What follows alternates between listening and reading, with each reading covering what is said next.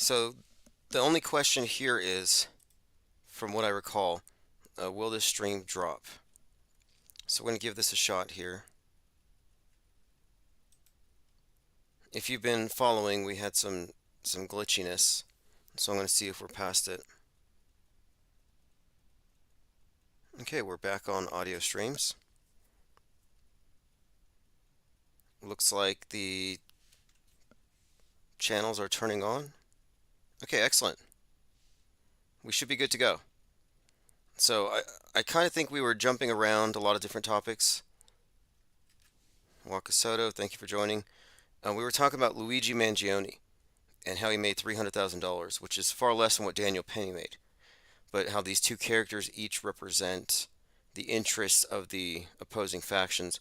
Like you got Kyle Rittenhouse, and he's kind of juxtaposed, contrasted with Greta Thunberg. Well, I would say that Luigi Mangione and Daniel Penny also represent the two poles. Luigi representing, of course, class warfare. Rich guy, of course, who gives up his wealth to uh, fight the rich, steal from the rich, give to the poor. Robin Hood, class warfare. And on the other side, Daniel Penny is representing the traditional America, MAGA versus liberals and their corruption. And of course, he's a vigilante on the subways. What's up, Trimmin B3000, Autohook Strong, Jungle Jim, thank you for joining. And each side thinks the other guy's a criminal and their guy's a hero. So the right wing's like, yeah, Daniel Penny's a hero for strangling that guy in the subway. And then the left is like, yeah, our guy's a hero for murdering that CEO. And they're never going to let that go. I mean, they're still hyping this thing up. They're still a big fan of him. But $300,000, I'm not that impressed. Like Daniel Penny got a bunch more. Although Kid Rock ended up giving Daniel Penny like quite a bit.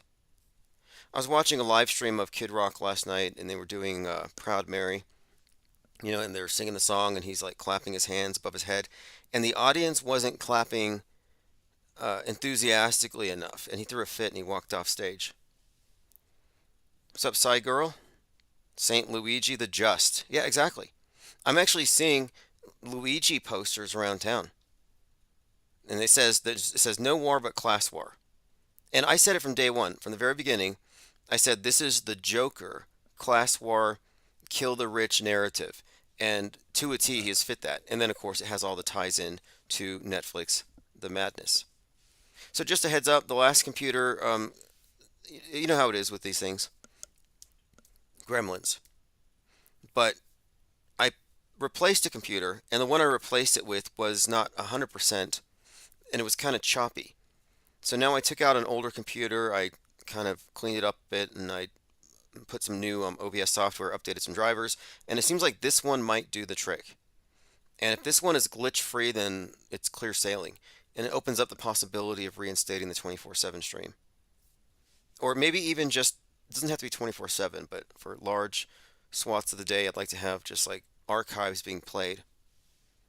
Girl says Lauren Boebert might be marrying Kid Rock, according to TMZ. Everything she does is for attention, and both of them seem to need that kind of external validation. She was the one who was vaping in a theater house when they were watching Beetlejuice. Not as big a scandal as Vapegate, but that was a Vapegate. It was also Gropegate. She was getting groped, and then as she's being escorted out, she says, "Do you know who I am?" But I'm almost convinced that this was a PR stunt. That for her, it's a win to be seen getting groped on camera in public. It doesn't make sense to you, but if you understand the world of Lauren Boebert and uh, what's her name, MTG, Marjorie Taylor Greene, why hasn't Marjorie Taylor Greene, Tanya Hardinged Lauren Boebert? Like that would have been a nice twist, like a good repeat. History doesn't repeat, but it rhymes. If I was writing the scripts, I would have MTG taking out, and she would be doing it herself. She wouldn't be outsourcing it to her husband. It would be direct. Joined by Thirst for Truth. Thanks for joining. Esteban, yes, we're back. Lean Dion, Mazel. Any attention is good attention, yes. Whether they can get it from being individuals you admire or they do something admirable, or they throw a tantrum. These things all work. And I think that Ye was disappointed that walking um, his wife around on a leash nude wasn't getting him the attention it used to. Like nobody cares anymore. And his response to not getting any kind of attention was to go on a 24-hour all caps rant on X. Just total self sabotage. Yeah, Thirst. I saw that Kid Rock walked off the stage because the crowd wasn't clapping enough. Yeah, what's going on with that? It was a very low, like that performance. If I was there, I would have fallen asleep like mid clap. And have you ever done like lots of overhand hand claps? Like that's actually a punitive thing, and it's an exercise you do to, like in air assault school, overhand overhead hand claps. They're painful, and after 30 seconds of that slow song and the slow clapping, I don't know. Girl says, I want to sponsor an MMA cage match between Nancy Mace and the new congressional rep from Delaware.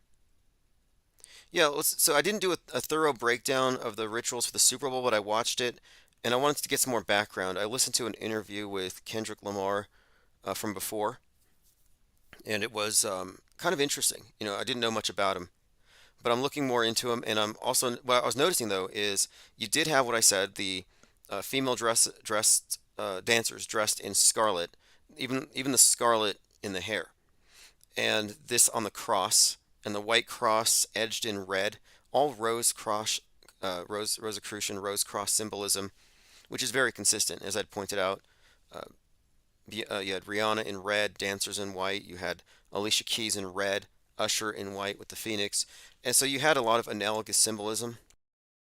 You had Squid Games, War Games. I know there's some more to it, but at a minimum, I expected to see that Rose Cross, the Rosicrucian, the Great Rite, and the representative of the priestess, the what they call the Scarlet Woman. And in this case, I think I don't know her name, but there was a dancer, and I think even her whole wardrobe was red, a scarlet. Girl says the opening performances were all 1619 Project. See, that's what I was wondering. I'll have to watch it closely because I want to know if there's a connection here with that. Because I happen to think that 1619 and 1776 represent the poles of this tug of war, and this is what they're colliding together. And if you haven't seen and by the way, the Obama's production company Higher Ground, who did leave the world behind, which references 1619 and it's about the 1619 collision with 1776. Uh, their production company was supposedly a beneficiary of some of the money, as U.S. aid. They're doing all these cuts, but who wasn't? I think they said Laura Loomer was getting money from it. Girl says the theme of this year's Super Bowl was murdering, crash, vehicle, and race. Hmm. Yeah, well, I was trying to understand where he was coming from with this, and I need to do a little more research. But I look at this as an alien anthropologist, and I think we need to look at it in the context of all the previous Super Bowl performances, and what is the overall message here? Because there's layers to it, and you can't separate the entertainment spectacle from the mainstream news events. The opening ceremonies reenacted that bloody crash in NOLA. Right, isn't it? There was a scene where everybody fell dead while they're doing their dance performance, like they dropped dead. And then previous, yeah, you did, of course, you had the truck running over people. I want to watch it a couple more times because I need to get the lyrics. I'm pretty sure the lyrics are probably the most important part. But the race stuff, the critical race theory, is the leftist critique of the West, of America, systemic racism. And the NFL has really highlighted this ever since Colin Kaepernick and the kneeling. And of course, Kaepernick was the quarterback during the Blackout Bowl, where it went dark for 33 minutes, Super Bowl 47. So we've talked about him in this context, but he started this kneeling during the national anthem, which has a great deal of significance to leave the world behind, and subsequent psyops, related psyops. We're talking about BLM and the riots following Derek Chauvin kneeling on George Floyd. And we've done a breakdown of their names before, but just a quick recap. Derek Chauvin was a reference, I believe, to, well, the hangman of the Western chauvinists. Derek is named for a famous hangman who hanged 3,000 people. And there's a part of a crane, the part of the gallows, that is named for him, the Derek. And that's significant because, of course, 3,000 is a very 9/11-y number, but he asphyxiated George Floyd for 8:46. That's the story. 9/11 kicks off at 8:46. The sun set in the Twin Cities that day at 8:46. So they've connected these events. But the name Derek has a hangman connotation. And then the BLM was contrasted with, on the other side, Proud Boys, who were proud of the West. They were called Western chauvinists. So I look at Derek Chauvin as the face of Western chauvinism. Derek Western chauvinism. You are either on Team Derek or Team George Floyd, which doesn't even make sense if you look at how many alt media types and on the far right are against cops, but now they support this cop. But the other connection here is, of course, BLM, front group, or rather vanguard of a revolution, a revolutionary movement, Marxism, class warfare.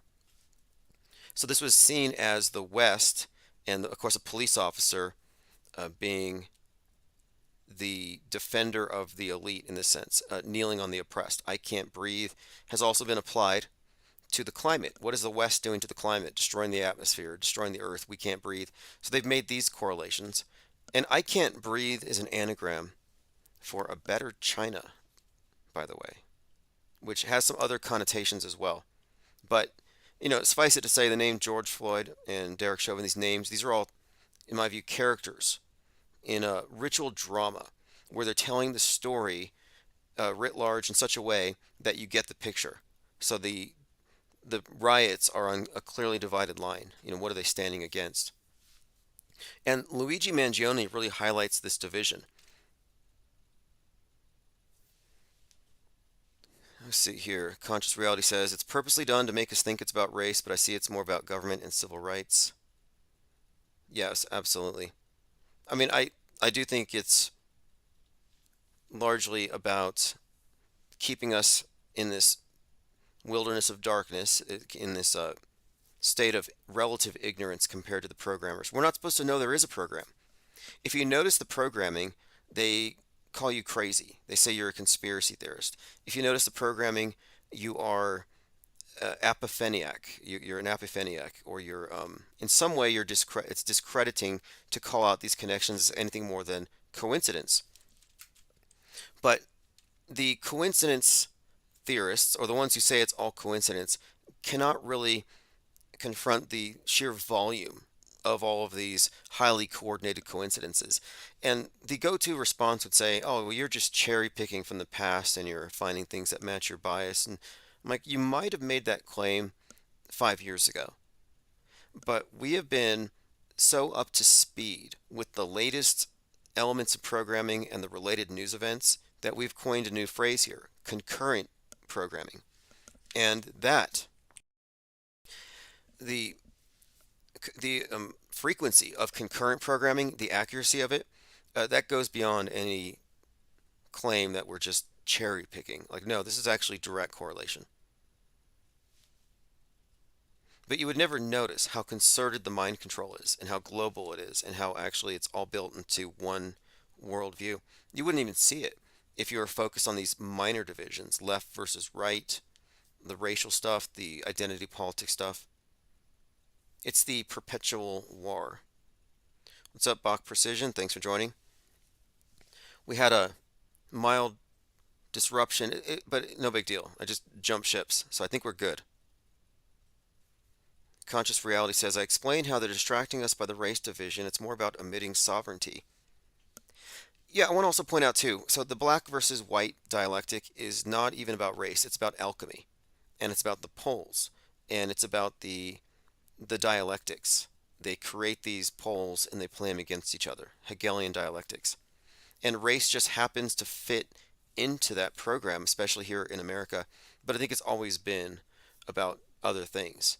Because once you have any kind of homogeneity, you can just find another reason to divide people. It can be surely it's just be on philosophical grounds.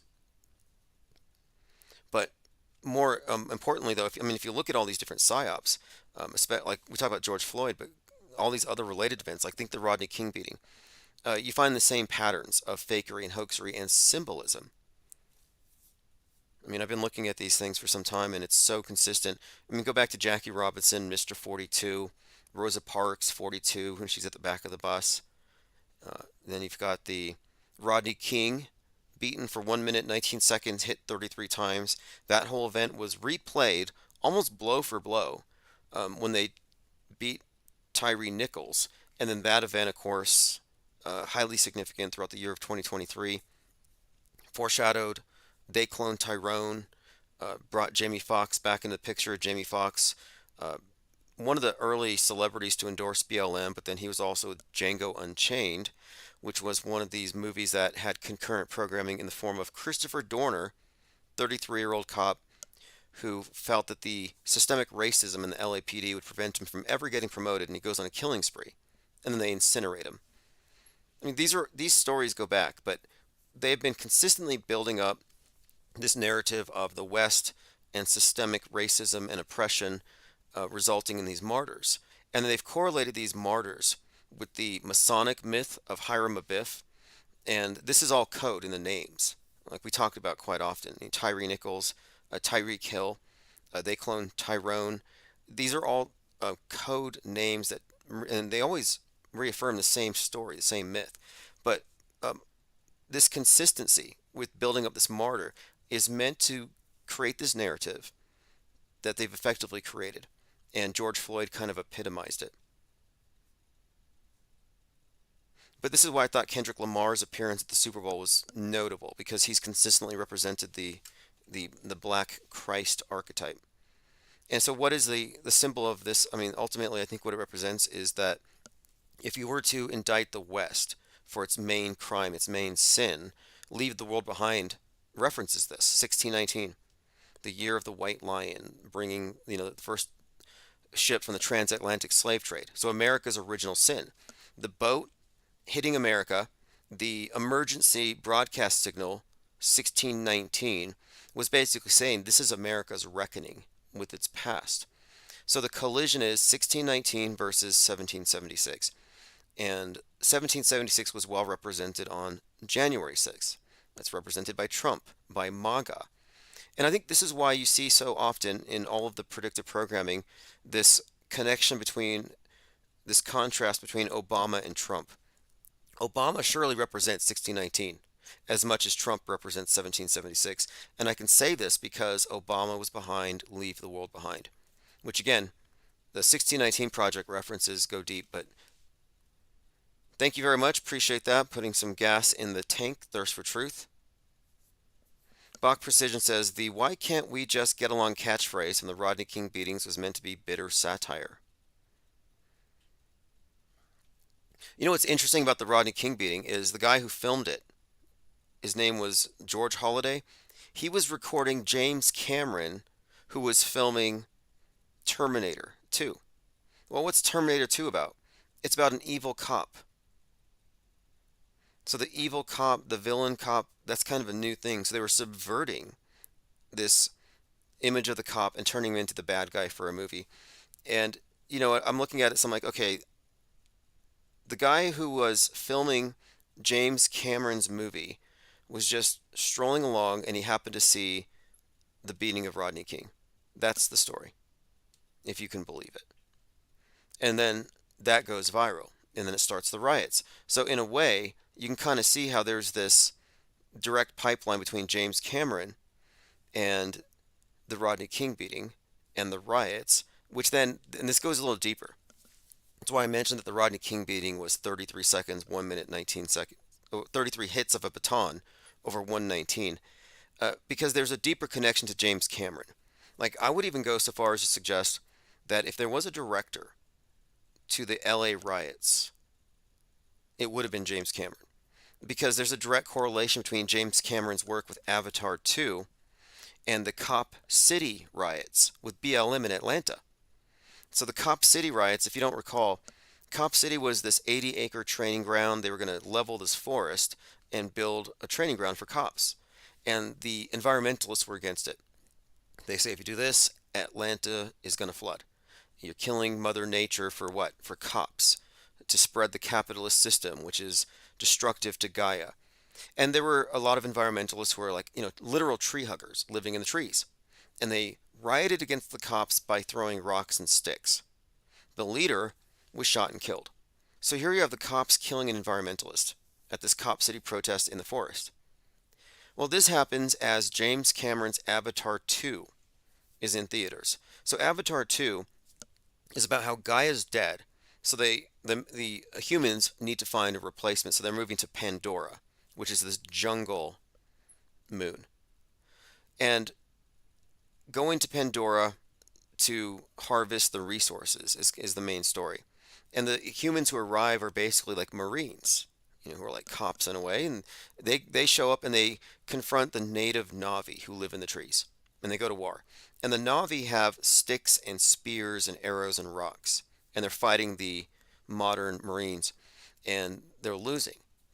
And so this is kind of analogous to what's happening on the ground. And it's called Avatar 2 Way of Water. And so Way of Water is a reference to Atlantis. These are like Atlanteans. So Atlanta, and then of course the Way of Water, has this connection. And then you have the fight over the habitat, over the environment. And I've done a deep dive into Avatar 2. I mean, if you haven't seen it, it's a combination of Dances with Wolves and Fern Gully. But the overall theme here is that the West needs to be put down because it's not in touch with Gaia. It's going to destroy Gaia. It's a parasitic system that will destroy any ecosystem because it doesn't recognize that nature is conscious. And so this is tying back to the environmentalists in this connection with Cop City. And if you look at the leader of the environmentalists, the one who was killed, they said he was shot through the palms of his hands. So there's your connection to a Christ-like martyr, like stigmata. And they were showing pictures of his home, and he's sitting around these books, and he's got the book called Goodnight Moon, and then next to that one, Where the Wild Things Are. So like put these two things together. Goodnight Moon. Well, Pandora's a moon. It's a jungle moon. And then Where the Wild Things Are is a children's book. And it's about this child who puts on a wolf costume and he becomes king of the beasts in the jungle. And if you've seen Avatar 2, the main character puts on the Avatar suit and he becomes a king over these wild things in the jungle. So I'm just pointing out here that the Cop City riots and the whole protest that started around the martyrdom of this character was a merging of BLM with environmentalist interests. They even had this big tree they brought out shaped like a BLM fist, similar to the World Tree in Avatar 2. There's quite a lot. We covered these things, but my contention here is that these Hollywood directors who supply a lot of the predictive programming that go into these world stage events are also involved in the staging of the events. Like I think James Cameron was involved in Cop City riots, LA riots, and definitely 9/11. Let me go through your comments.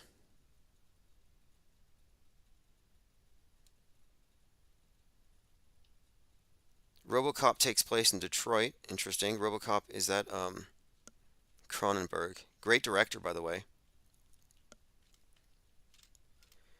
Girl says all hyper-realistic exercises are fully documented and videotaped. Mason Free says Drake and Kendrick is just the reenactment of Tupac Biggie. Yeah, that's the reason I haven't done too much commentary on it yet. Like I'm looking at the trappings of it, the occult trappings, and I know there's more to it, but I'm trying to understand this Drake Kendrick thing because it's kind of inside baseball if you haven't been following these two. And Drake has been brought up quite often in like the last year or so, but I haven't really kept up with him. All right, let's move on. Girl says all those crisis actors waving their Mexican flags and prepared signs and shouting slogans, cast of thousands, all paid for. I think there are legitimate protest movements, and there are plenty of useful stooges, but I don't think that these things exist without money. It's just politics. Politics, was it money is the mother's milk of politics. If you don't have money, you don't have these gatherings, and it's true for rioters. You got to pay them. James Cameron also gave us Terminator. Yeah, I was bringing up Terminator 2 because when they were filming Terminator 2, this bystander was recording it, and then he inadvertently records the Rodney King beating. So it was his film. And so on the same tape where you have backstage Terminator 2 evil villain cop, you have real life evil villain cops beating Rodney King. And then I brought this up because in the beginning of 2023, you had the Tyree Nichols beating, which was compared to Rodney King. It looked like it was directed by the same, it looked like the same shot. And the protests attracted Martin Luther King Jr.'s daughter. So you have MLK, you have King, Rodney King, Martin Luther King, and then they had the funeral service at Mason Temple where MLK gave his final speech. Joe Santos says there's a side story of Serena Williams doing the Crip Rock on the stage at the halftime show, and her sister got shot by a gang, so everyone is freaking out about that. Thank you for that. Joined by Math Powerland says, I'm the friendly elf, you're the kind wizard. Joe Saunders says her last name Williams, Will I am. Well, at the Chris Rock slap, the getting slapped by Will Smith thing, like Will Smith slaps Chris Rock. Serena Williams was there in the audience, and Venus Williams. No, it was Venus Williams was there. Interesting characters, and I'll have to go look at her role there because I thought her role at the slap event might have had some significance. She was wearing green in the name Venus.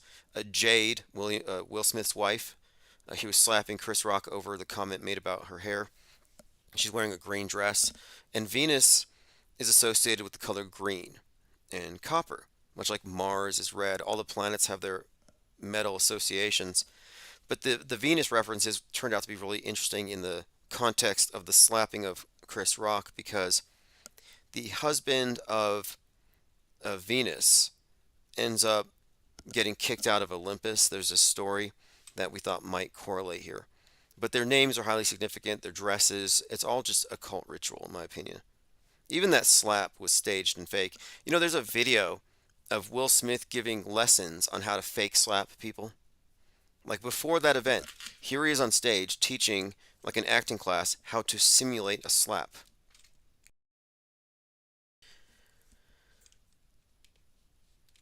Granger Man says Macklemore has a new song that is promoting a revolution. I'll have to take a look because when Luigi Mangione did that thing, I said at the time that the purpose to this is likely to incite leftist activism against the encroaching fascism. And there is no reason for them to riot no matter how many outrages, etc., during Biden's reign. But now that Trump's back, they have nothing to lose. And if you've looked at The Madness on Netflix, it's definitely about Elon Musk. And Elon Musk, of course, gets killed. It's basically a story of class warfare. And they're getting the left ready for another bout because, and I would also argue it's because of the Joker connection. If you remember Joker 2019, it comes out, kill the rich movement. They all put on the clown masks and then they go riot against the cops and everything to burn down the system. That's kind of the story that the CEO killer brings about. This Luigi Mangione brings out the same story. And it had so many parallels with the Joker. I thought this has got to be foreshadowing another summer of riots. So if you're a crisis actor, it's probably going to be a great earnings for you this summer. Bach Precision says, from The Guardian today, John Oliver to Jon Stewart, let me be the first to welcome America to its monarchy era. Right. And they're calling Musk the fourth branch of government. And for these people who really believe that Musk is this big villain, it must be really scary. But to me, it's like Musk is to the left what Bill Gates is to the right. And I think these are both characters that are just the billionaires that scare each side. I mean, isn't it interesting and how contradictory, how incompatible are these different versions of things where Bill Gates is a savior if you're on the left, but he's a destroyer and a depopulator if you're on the right. Elon Musk is a savior if you're on the right, and he's the end of the world if you're on the left. Like they can't both simultaneously be destroyers and saviors. It's like it's too bifurcated, too split. Reality doesn't work this way. It shouldn't be choose your own apocalypse. There should be one objective reality, but there isn't. Drinkwater says their sister got shot by mistake by a Crip member trying to take out a rival blood and she was in the crossfire. Okay. Conscious reality. Oh, great one. It's all alchemy. It took place at Caesar's Colosseum. Had the PlayStation control, which is the four elements, and they did the Hail Master Mason signal and the five-step walk to Solomon's tomb. I'm glad you brought up Caesar's Colosseum because Megalopolis, which is Megalopolis, Megalon, make Rome great again. As we've talked about many times, that latest movie by Francis Ford Coppola is about Trump. It's about now. And in it, he is represented by the character Caesar. And he, of course, gets the head wound, comes back 3 days later. But it all does correlate to Trump. But the Caesar connection is worth bringing up here because when Trump was shot on 7/13, that's Julius Caesar's birthday. Julius Caesar was assassinated. And there was a play, Julius Caesar in the Park, where they had Trump as Caesar and they killed him. And Laura Loomer jumped on stage to protest it.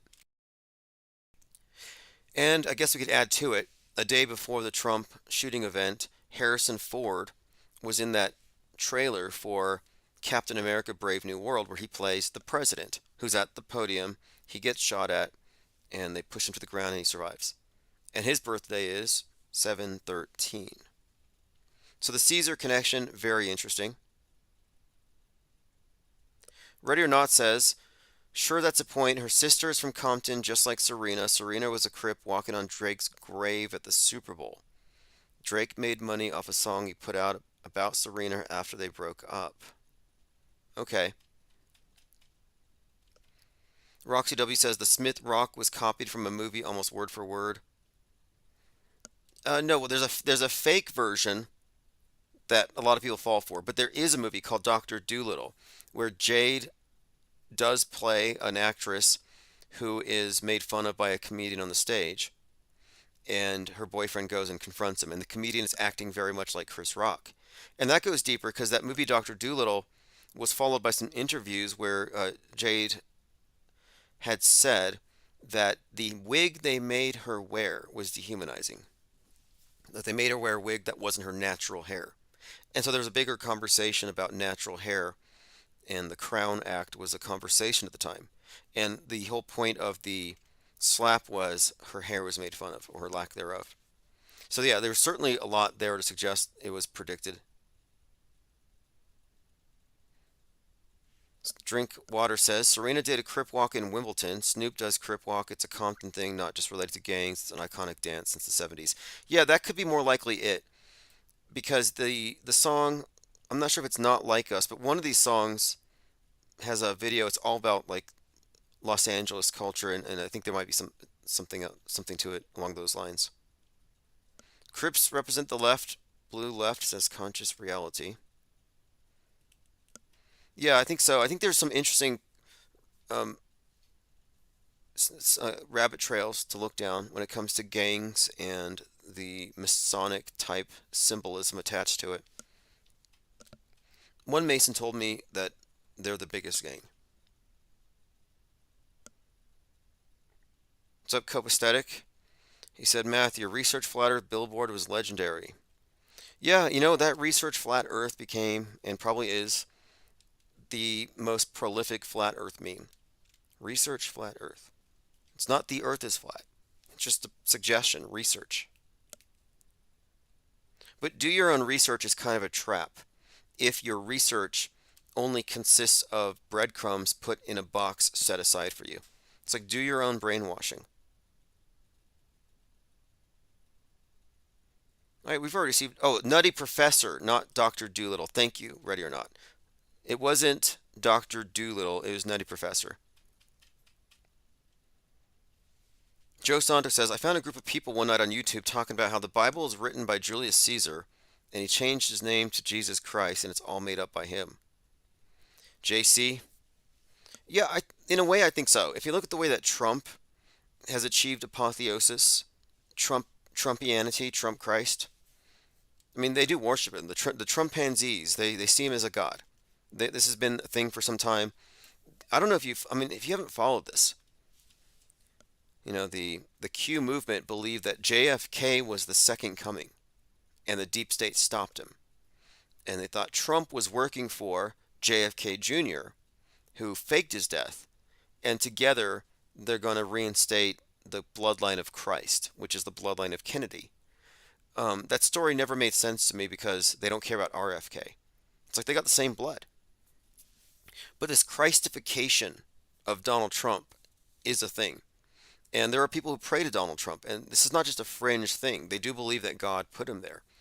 And I think this deification of our leaders is by design. I do think that there's an element here of religion, of stateolatry, and I think one of the tricks of the elite is to get you to worship them while thinking that you're worshiping a higher power. I think there's something to it.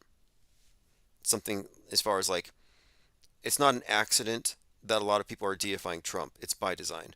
This is anthropology. This is what I think Margaret Mead referred to as weaponized anthropology, or this term where you control a large group of people by infiltrating the street level culture, by by manufacturing its culture, by co-opting it. And I think that's what they've done. I think they've created a grassroots or an appearance of grassroots with the Q movement. And what they've done is they've created a mythos, and they have essentially brought about this appearance of a messianic character. And people 100% fall for it. All right, let's continue. Crack Nita 33 says, I need food from beyond the ice wall. This slow poisoning is making me tired and grouchy. Wear a mask. The chemtrails will make you apathetic. Someone was accusing me of covering up for chemtrails, and it's like I'm not even really covering it up. I make no secret about it. Whenever I debunk chemtrails, Delta Airlines give me a few thousand frequent flyer miles. Like I can fly anywhere free because I help keep the secret. And if you believe in chemtrails or you believe in climate change, you have no business flying on an airplane. Like if you do, you should feel really bad about it. All right, let's see here. Let's go through what did we get into earlier? We were talking about, oh yes, 343 fire department members died on 9/11, and 343 exactly also died of 9/11 sickness. That's an interesting coincidence. Kanye West has been dropped by his talent agent. Again, more for the grievance politics and claim to be oppressed. Why doesn't he go out and say that Sandy Hook was a hoax? Why doesn't he go out and say nobody died on 9/11? Like, why is he throwing away his whole career making these pointless, worthless statements that don't go anywhere? Like, if he was really wanting to be a wrecking ball, he'd be auto-hoaxing the MSM. That's how you know these individuals are all controlled. Even his spiraling is controlled.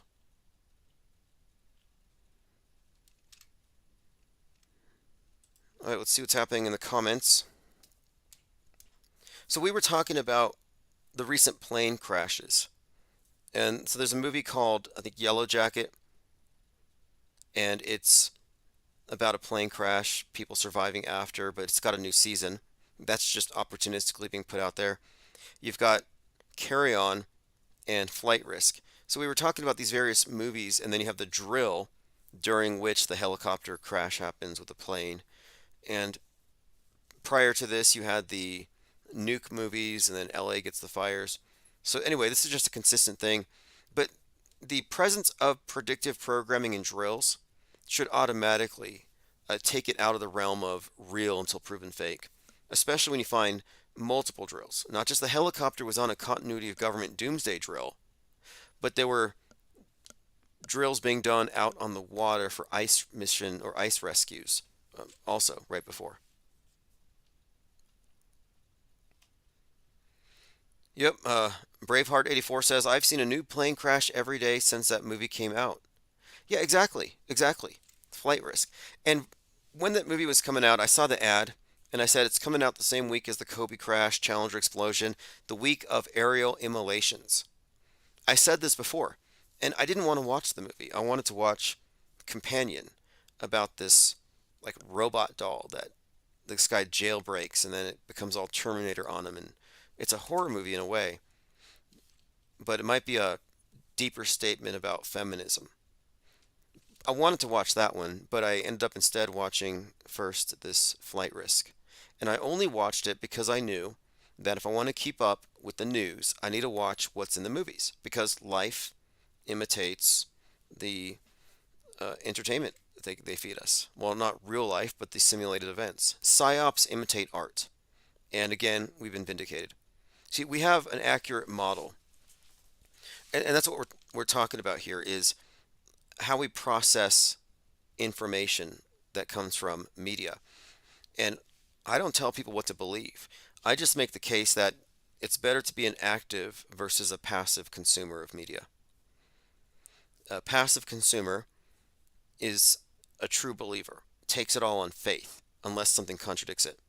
But newsflash, they're never going to have a segment where they say, oh, by the way, we were wrong about this, and this was a drill, and this was a psyop, and this was fake. They never do that. You know why the news will never discredit any of its own fake stories? Because their fake stories are the driver of all the non-fake stories that follow in its wake. They use the big lies to guide the rest of the news narrative. It's a linchpin. It's like like on an arch, you got the keystone. It's that stone at the top, and it's just like everything's dependent on it. That is the focal point. And the fakery is not the majority of the news because obviously you can't fake it all. But if you fake the stuff that everyone cares about and focuses on, yeah. They lie by commission, they lie by omission, by selectivity. It's the lie world order. Someone suggested I need to watch Severance. Has anyone seen it? Severance. We were talking about Gabby Petito. Blank Check said, the Gabby Petito story was scripted news, not real, but I don't understand the purpose. Some type of predictive programming. She was declared missing on 9/11/21. This is interesting. So he's asking for what our ideas are. What is the point of it? And I suggested it was an enactment of the mysteries of Persephone. So the mystery schools have this. And by mysteries, we mean ceremonies that replay mysteries of life in some personified way. Like, for example, the story of the death of and resurrection of Hiram Abiff. It's a mystery school play. In this case, it's about the kidnapping of Persephone. And I thought this was the case because they found her body as we got closer to the autumn equinox. And the way she was depicted in media, here she is with her mural, and notice her right leg, one step forward. She's got wings. Compare it to Virgo. In Greek mythology, the constellation Virgo, often associated with Persephone. And so the myth of Persephone being kidnapped and taken into the underworld all ties into the autumn equinox as we enter into the darker half of the year. So it's all just astrotheology and story. But the mysteries are where they reenact them on the stage. And what I'm saying is that this particular mystery was reenacted on the world stage. Well, Valerie says this is also the theme of the new show Severance, which I have not seen. And by the way, Gabby Petito was in a Sandy Hook video. Maggart4822 says fake until. Yep, fake until proven real. And if they have a problem with that, they need to get in a new line of work. If you're in the media, your job is to provide facts to support your claims. If you're telling me that my standards of evidence are too high for you, you're in the wrong line of work. Your job is to convince me. My job isn't to carry your burden of proof. I'm not a propaganda mule. Eccentric View says it's a must. Severance is a must. Jungle Gym, best show on right now. Okay, I'll check it out. I'm trying to figure out what to watch. I've been trying to keep up with the latest in all the programming. The Sandy Hook video was called I don't know what it was called. There's some music video, but she came from the same pool of actors and actresses. And the story was interesting. The guy who kidnapped her, his name was Brian Laundrie, like brain laundry. We took it to mean brainwashing, but the story of the kidnapping and then the tie-in with the equinox, the Virgo stuff, Persephone stuff. Yeah, I thought this might be some kind of morbid play, which has a deep meaning to the initiates. And by initiates, we mean those who've been given the insider interpretation. And if you don't have that insider interpretation, then you won't understand the subtext, the esoteric. That's actually one of the reasons why I named the tabloid Insider. Here, if you have it on the screen here, you have the cyborg penguin with the hot skull. Hot skull is a reference to a TV series where there's a mind virus going around. So everyone has to wear earplugs. And if you don't wear the earplugs, you catch the mind virus, and it can be detected because your brain heats up. And if you carry too many mind viruses, you have hot skulls. And the main character in this one is absorbing all the mind viruses, but he's not going crazy. And he becomes therefore a threat to society because he could spread these mind viruses to anybody. He's a mind virus super spreader. He could incite something, so they have to deal with him. But anyway, Insider is kind of a reference to, of course, the idea of an idea that can be spread, incitement, but also being an insider, like having inside information, the initiated interpretation. And one of these symbols of the initiate and the initiatory society has always been the torch, the underground traditions, the caves, the torch in the dark, symbol of light in the dark. This is just symbolism, but I thought the term insider was appropriate because we're taking insider information. Like, we're not supposed to know about this stuff because we're not initiated. I mean, were you initiated? Did anybody pull you aside, take you into a dark room and explain to you how the fake news works, how they manipulate the masses, how we've all been lulled into complacency, and how we've all been part of some one world religion without even knowing it? No, nobody told us. None of us signed any blood oaths or anything, or NDAs. Virk Jones says instead of life imitates arts, it's psyops imitate predictive programming. Exactly. Because if you were a media literalist, if you just thought everything was as reported in the news and there's no connection with entertainment, you would say, wow, life follows Netflix. And it would be a truism. Everybody would say, yeah, life follows Netflix. They just have maybe they're psychic, they're lucky. Everything they put out happens to come true. And it makes sense, I guess. I mean, if you can believe that, but I can't. It's more likely that, well, ever since Leave the World Behind, I think the case has been made. Having the Obamas behind a movie chock full of predictive programming, that should tell you everything you need to know. It was just so ham-fisted. It was deliberate. This is the deliberate insertion of government messaging in all entertainment, but it's most pronounced in Netflix. Drinkwater said, I tried Hail UOAI. I had a picture of my cousin with his dog and said, make them kiss. And it turned into a photo and then into a video where he's snogging his dog and it looked very real. What is snogging? I hope it's snuggling. But the AI content is so real that you can't always tell the difference between real and fake. Sometimes, like on YouTube, if you upload videos, it'll say, check this box if you use AI elements. But it's getting closer and it's only going to get better. We can assume it's only going to get better. NA Literalist says Netflix can do spells. Right. Well, okay, so either Netflix is doing magic and they're manifesting these events by making people watch it. That's the magical simulation theory adjacent explanation where some people say, oh, well, we're feeding it our energy and we're manifesting it. And to me, that is one of the final guardrails that you have to jump over. If you get stuck on that, you'll never figure it out. No, we're not manifesting it. They're faking it. And the propaganda is aligned with the news because it's part of your perception management. It's putting things in your frame of reference. It's part of the propagandizing, the total propaganda environment. It's pretty much intrinsic. I call it systemic fakery. It's not like it's anomalous, it's not random, it's consistent. But if they can get you to think that this is some magical thing, then you'll never look for the meta scripters, the writers, and then you won't notice or you'll conveniently ignore the connections implied. When you talk about any psyop of any major size, any big scope psyop like a plane crash or mass shooting, look who's involved. DHS, police, hospitals, fire departments, actors, politicians. When you get into it, there's so many agencies involved that these have to be top down. Like these are not local operations. And beyond that, all of these psyops, no matter how many of us call them out as fake, they all end up in the history books as real. Like your perceptions don't matter. We're being collectively gaslit because your perceptions don't matter.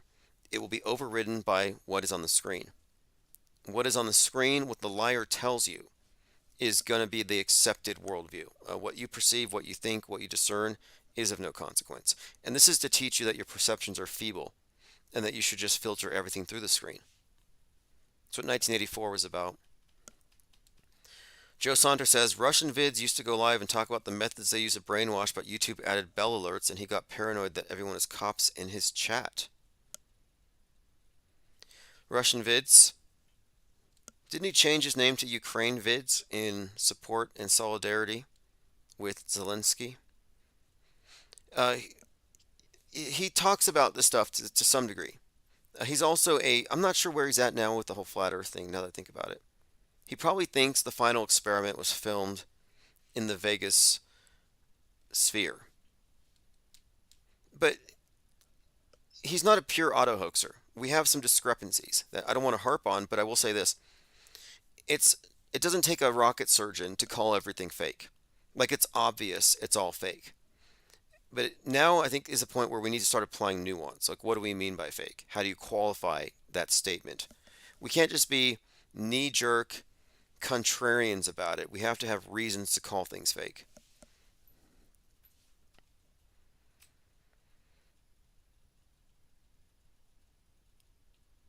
You know, I actually talked to Russian vids on the phone for 6 hours once on Skype. When I was working with Dark Matter, we wanted him to be a host, and he's good friends with PK, and you know, I honestly didn't detect anything about him that made me think he was like a shill. I think he really does enjoy doing this type of research and conversing with people, but he's very guarded. I don't think he's a shill. If he was a shill, he wouldn't be against Dearth. I think they'd be on the same team. Michelle K says, "What do you think? Oh yeah, what are your thoughts on crisis actors keeping quiet? Is it rewards or threats or both?" I think it's rewards. It's a guaranteed career opportunity, and I think the reason why they don't spill the beans on it is that they signed NDAs, and the NDAs would be invalidated if they did anything criminal. So if people were really dying, they wouldn't need to hold that NDA up and say, I can't talk. They would be able to rip it up. So that's why you don't have any whistleblowers. And besides, if they did kill somebody, you would turn a legal propaganda event, a drill, into a war crime, into a significant event that would implicate so many people in different agencies. Like it would be a threat to the system to have any crisis actors out there who could reveal that somebody actually died for a fake news event. So no, nobody's dying. No crimes are being committed. I think they're well compensated, and I think there's upward mobility for them. These crisis actors. I mean, look at David Hogg. I mean, isn't he moving up? What is David Hogg's role now? I believe he just got promoted.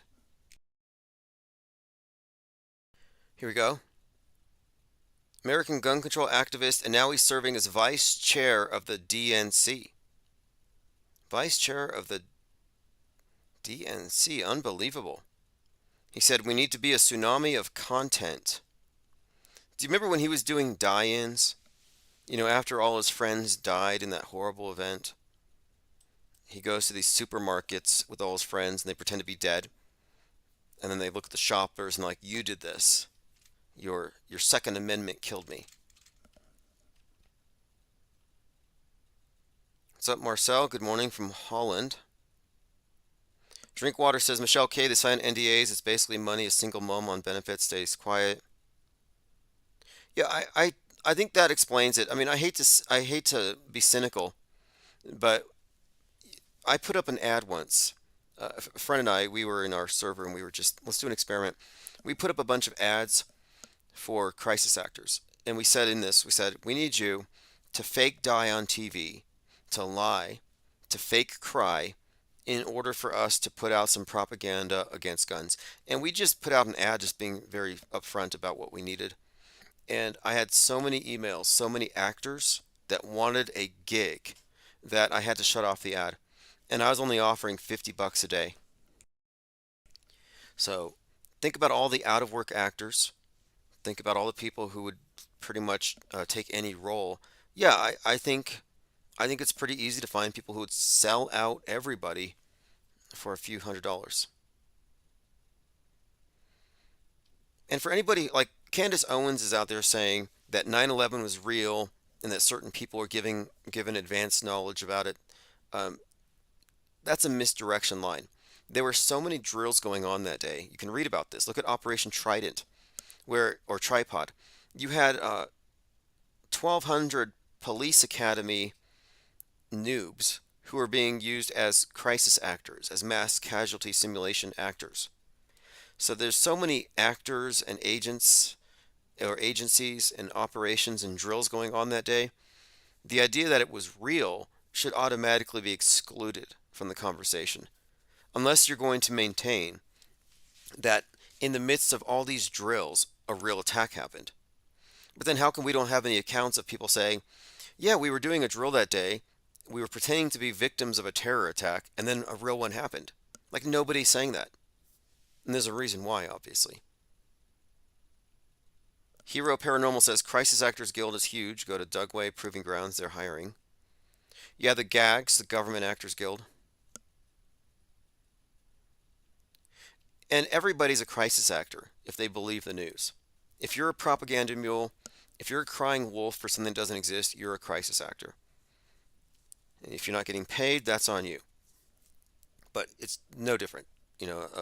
We've seen it. We've seen 2020, a nation of crisis actors, LARPers. Okay, so we talked about the Sim God. We talked about Luigi making 300K. Look at this sign. Washington Times. Judges ruling blocks Trump's ambitious agenda. DEI is an acronym. Equity is a human right. Eat the rich. So where have we seen eat the rich before? 4/19/2024. Maxwell Azrello sets himself on fire outside the Trump courthouse on the anniversary of Waco, where Dave Koresh, 33, was incinerated. But Maxwell Azrello was pictured wearing a shirt that said "Eat the Rich." This is significant. It ties into the Joker narrative of "Kill the Rich," which was reiterated with Luigi. So eat the rich, kill the rich, class warfare. Not a coincidence here. And BLM is ultimately Marxism. It's not specifically race anyway. It's about oppressed and oppressor. So this eat the rich thing is going somewhere, if you ask me. Sleepy Rana says, never forget the nurses practicing twerking drills during COVID. Yeah, we still haven't got to the bottom of those twerkers. What was the case? Were they real nurses and they were just let loose? Maybe the pharmacy was unlocked? Or were they actors hired to twerk in the empty hospitals? Because that doesn't make sense. You would think the hospitals would be ground zero for local areas of infection. Like, you wouldn't want to go to the hospital unless it was absolutely necessary. So why would you hire a bunch of actors to go run around the halls and twerking and making TikTok videos. Doesn't make any sense. So it's more likely they were real nurses, but real nurses wouldn't act like that unless they were extremely high. Estevan says, it's terrible over here. Everyone's a fool. I have not one friend that is aware of this stuff. I can't stand to be around people. I was happy when I was ignorant. Oh well. Hmm. The woke crowd has this antagonistic feeling towards the people who are asleep, the normies. Like, oh, why aren't you awake to this threat? The oppressive systemic racism and the fascism, the xenophobia. Like the woke people are really annoyed that nobody else around them really echoes or understands them because they're enlightened to a certain degree about things that the normies don't care about. Truthers have the same issue. And it's because the more fringe you are, the less you're going to find yourself in agreement with people who are like, mainstream. So I understand it can be alienating. And I happen to think that the fringes are meant to alienate you, to make you instead want to retreat back to Normieville because the blue pill's more comfortable. And that's why I say don't disturb the blue pillars. If they're dreaming, if they're happily, blissfully dreaming, leave them to it. Why wake them up? The people who are worth trying to engage with are already somewhat agitated and moving in the right direction. And that would be Trutherville. But to solve the issue of the alienation, of being kind of like more or less outgrouped in a way. I mean, it is kind of alienating and isolating to be the only person who seems to be having any level of situational awareness when it comes to the propaganda. I think the solution is just to recognize the boxes that people are in. And you talk to people based on their frame of reference. So if you're around normies, you just got to have their frame of reference. Don't expect anything outside of it. And since taking that view, I never bring up stuff that's outside of their realm of expertise or experience, outside their purview. I just lowered my expectations. And I don't know if that's the right answer, but it's better than generating friction and it's better than getting annoyed at their lack of curiosity, especially when you have a think tank. Because before this think tank, I didn't have a single person I could converse with about synchronicity, for example. In my real life or in my meatverse life, I don't know anyone familiar with any of these things that we talk about. They just seem incurious, they don't care, and it can make you feel crazy if you're the only person who talks about these things. And once I came onto the internet, I realized, wait, there are all kinds of people who think about these things, but we're just kind of separated geographically. So I use the think tank to create a platform to fill in that void. And I do think there's a big void. And I think that there are far more people who would be receptive to filling this void than it would seem right now, just because it's not that popular. But there are certain areas that I think have been underserved, specifically objectivist viewpoints, skeptical viewpoints in particular. And I even think that the argumentation that supports atheism doesn't have a good platform. It doesn't have a place where it has relevant context. Because there are no real atheists if the default position of someone who claims atheism is to buy into the state God constructs supplied by scientism. You're not an atheist if you take faith as a if you have faith in space travel, you have faith in scientism, if you have faith in any of the modern contemporary myths because you saw it on TV, you've fallen outside of, I think, you've fallen outside of a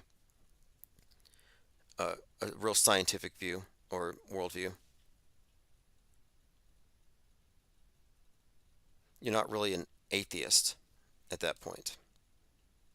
But the my point of bringing up atheism is that the way to deconstruct these God constructs that they've given us is to use the approach of rejecting the appeal to authority and rejecting faith and replacing it with instead logic and reason.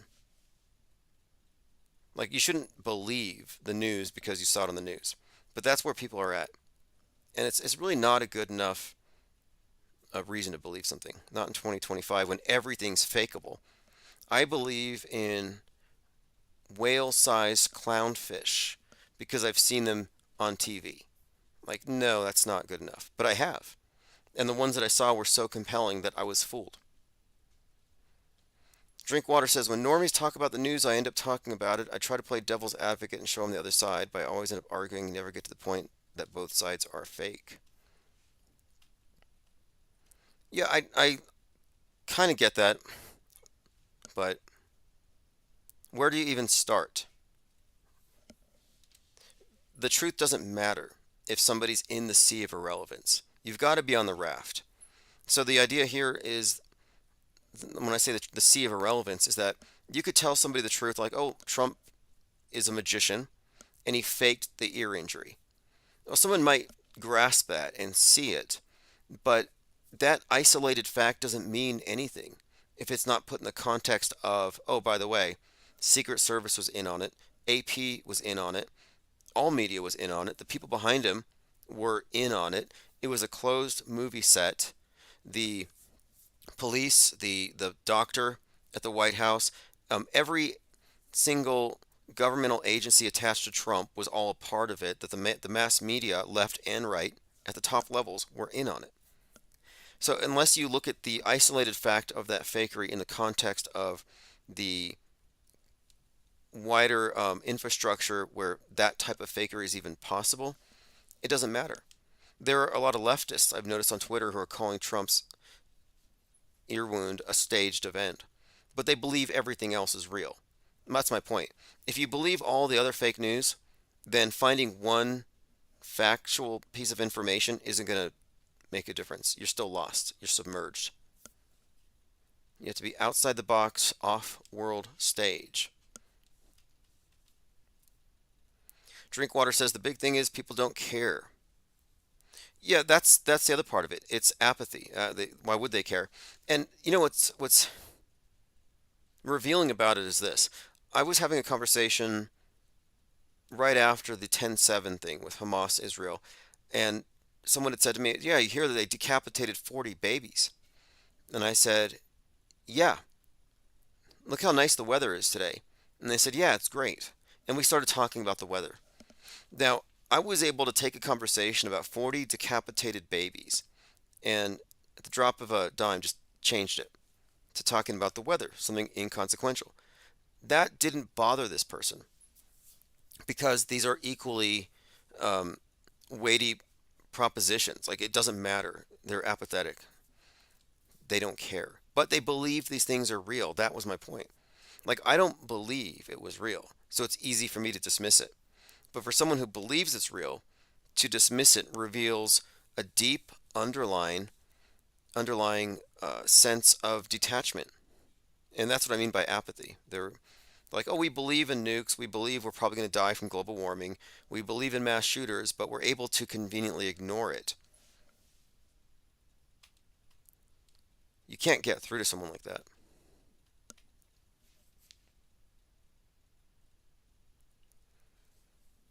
And I don't think it's worth the effort or the time if someone's not looking for it. If anything, you're talking about deprogramming somebody from a cult mindset. They should be paying you like you're a therapist because this is a valuable service and it would take a lot of work to even extract somebody. And that's not our business. Telling people what to believe, no. I'm making the case for skepticism, and applying that skepticism, you will arrive at the right answers. The reason people don't arrive at the right answers is their approach to consuming media is wrong. It's passive, and it accepts the screen as an authority. So Barack and Michelle Obama started Higher Ground Productions. Some are saying that U.S. aid had a hand in it. Did we taxpayers pay for our own Netflix propaganda? Probably. We talked about this. Kanye West spent millions on his bizarre Super Bowl ad promoting Yeezy, then scrubbed it only to leave a swastika shirt. Item number HH. And again, Shopify pulled his account, and he's a billionaire, so why is he using Shopify? I don't know. Curvature seen from the ISS. Look how insecure they are. They can't just say, here's the Earth. They got to say, look, there's curvature. Take that, flat earthers. Everything from NASA is specifically targeted at flat earthers. It's like, why? Don't you think that flat earthers are deficient, detached from reality, just conspiracy theorists? They don't have a point. Like, you don't see National Geographic constantly debunking Bigfoot believers or going after those who believe in chupacabras. Like, they don't waste their time. They promote alien belief on all the mainstream Science Channel type shows, but why do they spend so much effort in a very kind of catty way going after flat earthers? Curvature seen from the ISS. And I'm sorry, to my eyes, this looks less convincing than the whale sized clownfish that I saw on TikTok. It doesn't look real to me. Do I have to accept this as evidence? To my trained eyes, this is not a video camera recording the land from a high altitude. This is a simulation inside and out. Or maybe it's a camera with a model and a big screen in the background, like rear screen projection. But no. This makes the final experiment look real. Is anybody convinced by this? I wish I was. I happen to like science fiction. I like the spaceships and aliens. I think it's cool. I think dragons are cool in a way. Doesn't mean I believe they're real. I'm actually reading a book now called Hell's Gate by David Weber, and it's about this portal that facilitates the collision between two universes. And one of them is technologically advanced, much like our world today, and the other group is more like medieval, but they have dragons. But there's no space travel. All of the travel throughout this multiverse is facilitated through these portals. And so they're able to find these portals and go to new worlds and harvest the resources. Really intriguing stuff. Kind of military sci-fi. And we live in a science fiction universe. Science fiction has, for the most part, I think, been used to provide the visuals for the paradigm they've given us. Like when I look at NASA art, deep space art, I'm like anything from the James Webb Telescope, I'm like, that's religious art. That's the priesthood showing you the heavens. And space does represent heaven. It represents mankind's future, our eternity as a multi-planetary species. Drinkwater says, I try to buy toys for my baby nephew. Everything's dinosaurs and space stuff, toys and clothes, heavy on the programming. Yeah, the dinosaur thing, a lot of people say they don't believe in dinosaurs. I'm fine with that, but I think it's important to have reasons, like why don't you believe it? What do you find dubious about it? Is it the timeline? Is it that all of these skeletons are just made of plaster and they came from China? Like, what has convinced you that these things don't exist? But we have to have some nuance because unfortunately, the field of dinosaur denialism is full of people who are simply anti-science. Anti-science is the wrong direction.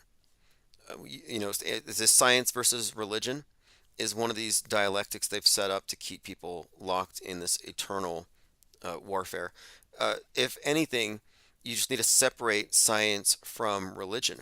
And this is one of my criticisms of simulationism. Simulationism, the whole simulation, not theory, but hypothesis, is a mix of science and religion. And when science gets mixed with religion and faith, it ceases to be science. So you shouldn't be anti-science. You should be anti-religion mixed with science. Because science, again, is simply a methodology. It's not a belief system. So dinosaur denialism needs to have a more substantive refutation than Darwin is just trying to convince us of Darwinism. Wasn't Darwin a Christian anyway? Adam Mann says, in my upcoming book, I reveal the truth about aliens. You should call in. Not tonight. My phones aren't on this computer, but If you want to promote it and talk about it, I'm interested. Like, for example, right now, the big propaganda push, specifically among the right, is that aliens are demons. And one of these demons crawled into bed with Tucker Carlson and ran its claws down his back, scratched him up, scarred him, left him bleeding in bed. Ask him. Tucker Carlson says that a demonic alien scratched his back up. And nobody's questioned him on this. That's insane to me. Nobody's questioned. They just believe it. But the trend is that the right wing is being taught that aliens are evil, and the left thinks that aliens are saviors. And that's because aliens are angels for the atheists. But why this bifurcation? Well, for the same reason the right wing thinks that illegal aliens are evil, and the left loves illegal aliens. You see how they split it? So I look at aliens as mostly a construct, but if you have information about real interdimensional extraterrestrials or something, I would like to know. Art of Thinking Out Loud, Common Sense Analytics says, have you watched the series Paradise? About 25,000 government chosen living underground after the surface is destroyed. Wow. Sounds kind of like Fallout. But that's exactly what I think we're looking at here. So if you look at the story of Noah's Ark, the surface is about to be flooded, so you get in the ark. Uh, Today you have Scientology, which is known to have underground bases. There's one in New Mexico here, and the news try to cover it, and they actually shut the story down. But they have these underground bases where all of the writings of L. Ron Hubbard are etched into titanium plates. And the idea is that when we destroy the world, because we're going to, they can come out and put us all on the same sheet. You know, they can convert all the survivors to Scientology. But the idea of the ark, of having the chosen group and wiping out everybody else and starting new, is kind of a thing. If you haven't seen it, the Netflix show The 100, same thing. In the future, AI takes over, AI government, and it decides man's going to destroy the climate, so it nukes mankind, except for 100 teenagers they put onto an ark.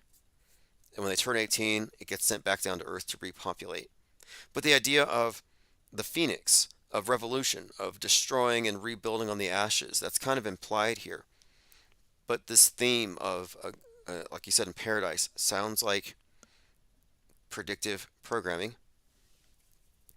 Drinkwater says, not promoting Eric Dubai, but he did do a good synopsis from the Royal Society to the latest Chinese plaster of Paris museum stuff. Yeah, Dubai's got some good stuff, some good content. But I think he was, I don't know, he's too aloof. He's kind of aloof. I'm not sure why. I don't have any issue against him, but it is kind of fishy when you have these popular characters in any area who, once they get any traction, they suddenly fall in love with Hitler. It's like, why would you do that? Why can't you wait? Can't you just keep it to yourself? Bach Precision says the history of the first dinosaur discoveries are suspicious, as is the father of dinosaurs, Richard Owen, a colleague of Darwin. Hmm. Drinkwater says Tucker Carlson said he slept with his wife and 3 dogs and woke up with claw marks and said it was a demon. Yeah, he said it was a demon, but he also said that aliens are demons. Unless aliens and demons are two different things. Or aliens.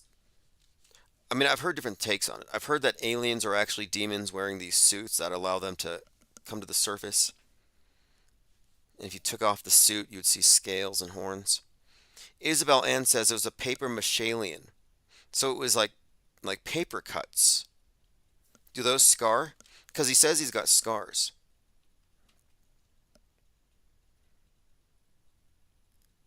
Now, I think the dinosaur psyop, though, comes down to this. When you're a child, you're inundated with dinos. All the TV shows, talking dinosaurs. You got the purple dinosaur that the kids would hug and sing songs with. And then you get to school and they're like, oh, by the way, extinction. Your first lesson, the kindergarten, day one. They put it on the board. They write down mass extinction. and you're taught that a big rock came down and killed all the dinosaurs. So you just spent the first 5 years of your life playing with toy dinosaurs. And then you go to school and they're like, yeah, these are all dead. Science tells us. And at any moment, a big rock could wipe us out. So extinction is like the first thing you're taught. And I read in Fritz Sprickmeyer's book on how to create an Illuminati mind-controlled slave that what they do to the MK Ultra victim when they're young is they give them a pet and they kill the pet in front of them in order to fracture them and control their minds. And I'm like, well, maybe that's what they do with dinosaurs. They build up the dinosaurs, and then the first time you're in school, they kill them in front of you. Like, I think there's something traumatic, like it's traumatic mind control in some way. I don't gives an F about you says my siblings love dinosaurs. I think dinosaurs are cool. I do. I like Godzilla. I think these are neat. But I don't know if they're real or if these are contemporary myths or a cover story for dragons and giants. Thur says it was probably Rittenhouse who gave Tucker the scratchers during their slumber parties going over the Kenosha script. Drinkwater says, where is Restream Bot streaming from? Is there a parallel stream somewhere else? Yeah, Restream Bot forwards the chats from Twitch, YouTube, Twitter, and DLive into one central place. Vertgen said, I recently heard Augustus Caesar was into collecting the bones of giants, which scientists today say were actually dinosaur bones. You know, when I first went to a Masonic lodge, it was in El Paso. I went into a Scottish Rite temple, and there was a huge collection of Smithsonian magazines. And at the time, I was researching how the rumor was that these archaeological institutions were used to gather up all the evidence of giants and then repackage it as something else. And at the time, I thought maybe there is some sort of like systemic cover up within the field of anthropology in order to rewrite our history. And in a way, like for example, does anyone here think the pyramids are ancient and it's a mystery as to how they were built? Because that was always conveyed as some kind of a mystery when they might have been made by some more simple means than aliens, and they might only be a few hundred years old.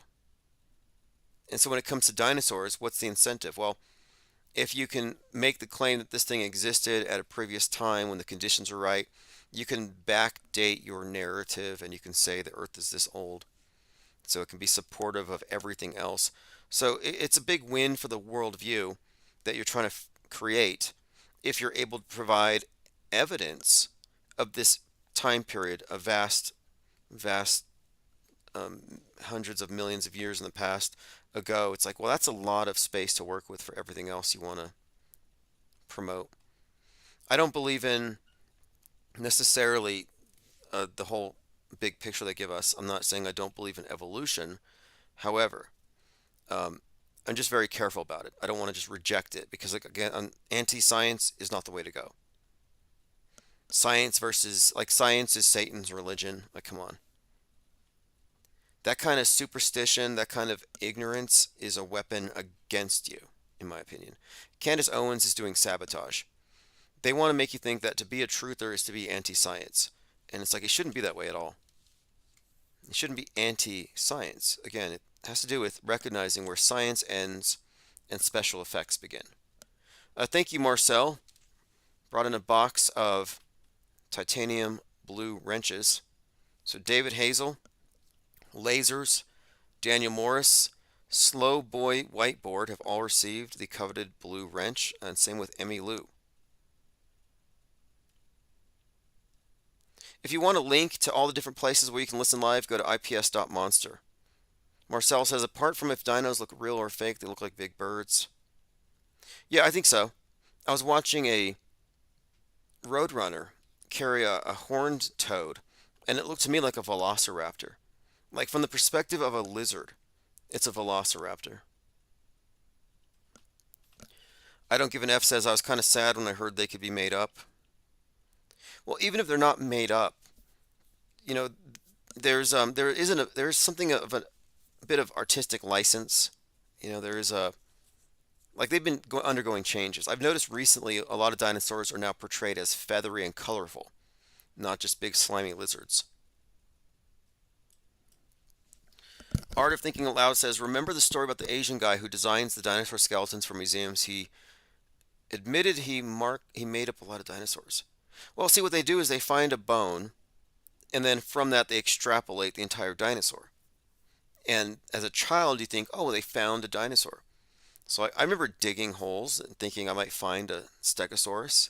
You just find one bone, there's another and another, and you do this whole excavation. But that's not really how it happens in real life. And I think they dress it up a bit to make it more interesting. And I think it'd be so easy to fake. Like if you told me, hey, there's this grant money here, if you could find us a stegosaurus, and then I'll be like, yeah, I found a little bone. I'm not gonna tell them I got it from KFC during my lunch break. Yeah, I think I found a stegosaurus spike. I'll need a few $1 million. And then we close off the set, and with that kind of a budget, I could just make one as I go. Like it wouldn't be hard to make one. Lean Dion says dino fossils started getting discovered when they started pushing Darwinism and evolution. Yeah, that's what I mean. It's a way of establishing a timeline for their entire story. Drinkwater says, no, we are the most pro-real science that there is. We're anti-religious scientism. Exactly. It's a trap. You have progressive utopianism versus this idealized past, and there's this tug of war. And they want the idealized past, those who reject the progressive utopianism, to reject science altogether and embrace religion instead. Whereas their version is, let's reject religion and anything that's not just materialistic and reductionist, and at the same time, their science has become a religion. So these are both losing propositions. Bach Precision says, same with Owen Benjamin, the Amish lifestyle psyop, anti-science, anti-tech. Yeah, exactly. There's so many dialectics. It's all a schism in everything.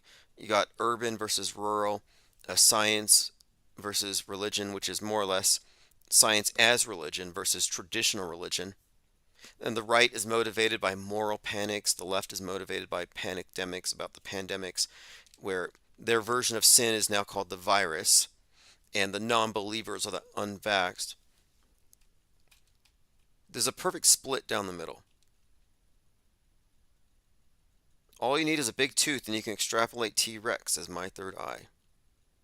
I heard Charles Darwin was a Christian, which I think would go against the idea that he was fomenting a satanic plot to discredit Christianity.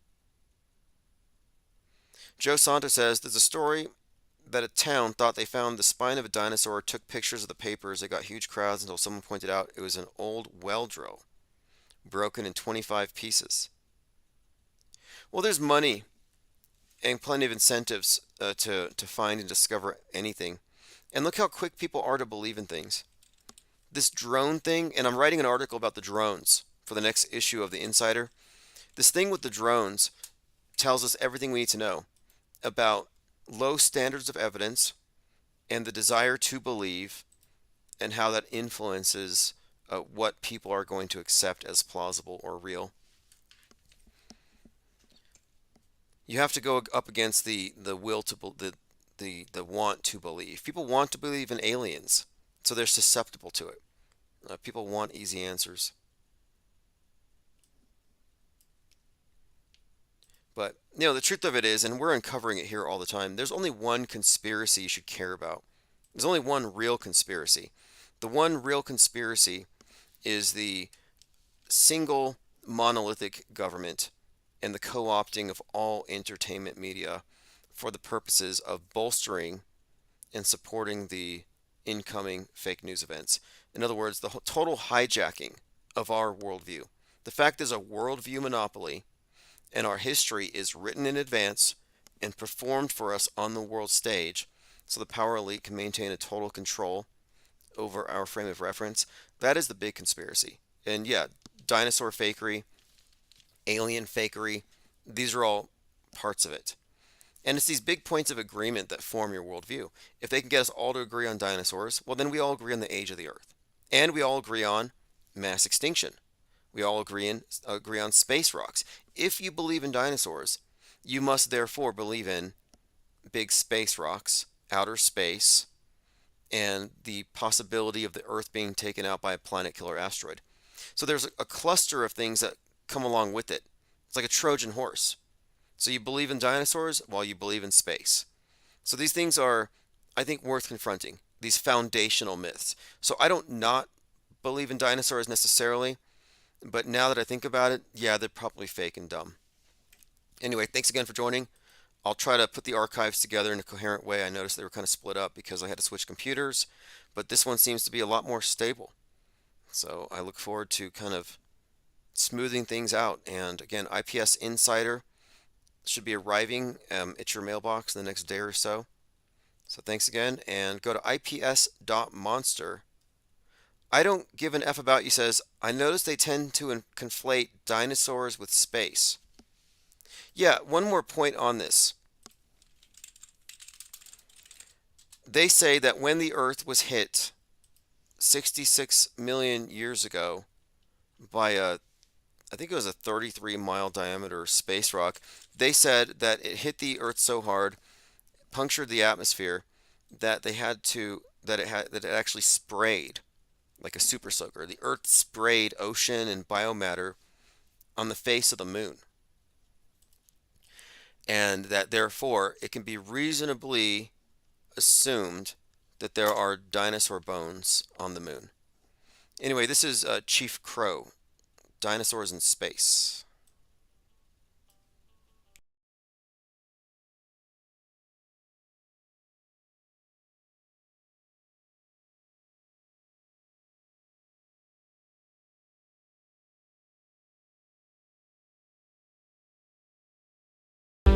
Dinosaurs in space.